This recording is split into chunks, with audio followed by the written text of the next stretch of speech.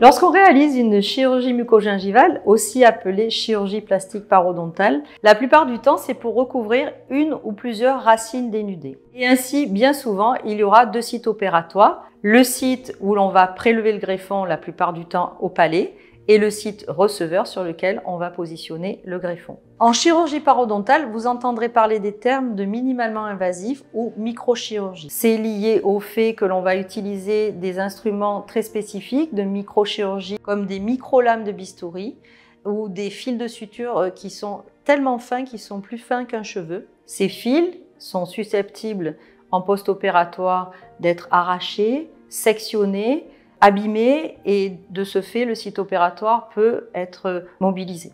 Le dentiste qui réalise ces chirurgies est un dentiste augmenté puisqu'il va utiliser des aides visuelles sous forme de loupe associées à une lumière très focalisée et très intense sous forme de LED. L'idée majeure biologique est le maintien du caillot sanguin sur les sites opératoires le plus longtemps possible car c'est en effet le caillot sanguin qui recrute tous les éléments nécessaires à la cicatrisation du parodonte profond et des greffes.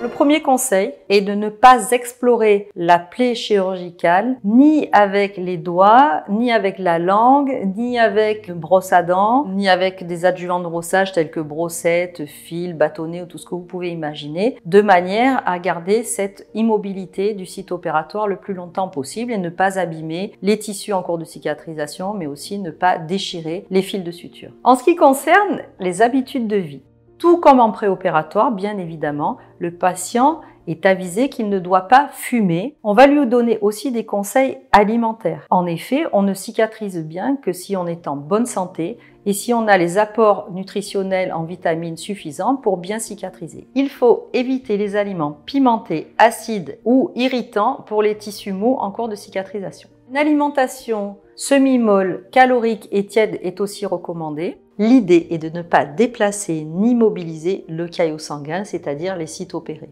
En revanche, il faut que l'hygiène bucco-dentaire soit optimale dans les autres sites non opérés pour éviter une éventuelle contamination, voire une surinfection des zones opérées.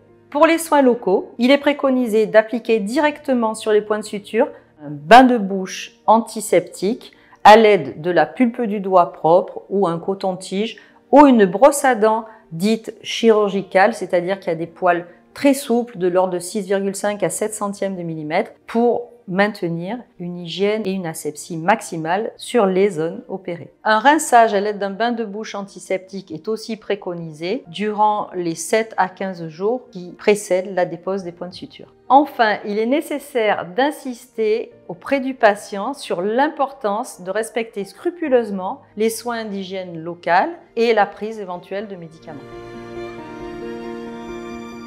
Il faut bien comprendre qu'il y a deux zones dans la cavité buccale en post-opératoire, le ou la zone opérée et les autres zones non opérées. Dans les zones opérées, vous avez compris les consignes qui ont été données aux patients. En revanche, il faut bien aussi insister auprès du patient que les autres zones doivent être nettoyées comme à l'habitude lorsque les points de suture auront été déposés 7 à 15 jours après l'intervention. Il sera préconisé de reprendre un brossage doux avec une brosse à dents post-chirurgicale, en tout cas avec des poils de diamètre inférieur à 10 centièmes de millimètre et avec des brossettes interdentaires très souples dont le diamètre doit être calibré au moment de la dépose des points pour ne pas interférer avec la cicatrisation qui va continuer à peu près pendant un mois. Le gel et ou le bain de bouche antiseptique ne sont plus préconisés afin de ne pas modifier le microbiote oral. Un dentifrice non agressif pour les tissus mous est aussi conseillé. Le jour du contrôle post-opératoire à un mois, il est conseillé aux patients de reprendre ses manœuvres d'hygiène bucco-dentaire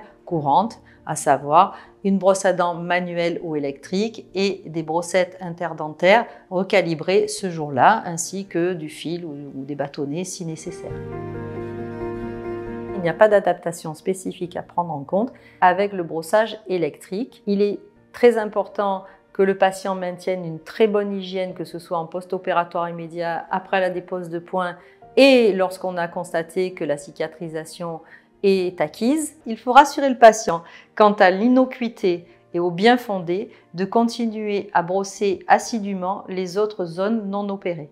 Concernant les brosses à dents soniques, il n'y a pas d'adaptation spécifique non plus. Très souvent, nos patients qui ont bénéficié d'une chirurgie mucogingivale ou chirurgie plastique parodontale pour recouvrir leur récession et renforcer leur parodonte utilisent avec bénéfice les brosses à dents soniques. Ces dernières permettent d'obtenir un contrôle de plaque optimal et compatible avec la santé parodontale sans avoir les effets négatifs d'un brossage manuel très agressif pour la gencive. D'ailleurs, il a été montré que le brossage mécanisé n'altérait pas la qualité des gencives greffées post-opératoires à long terme et bien évidemment ne favorisait pas l'apparition de récession gingivale.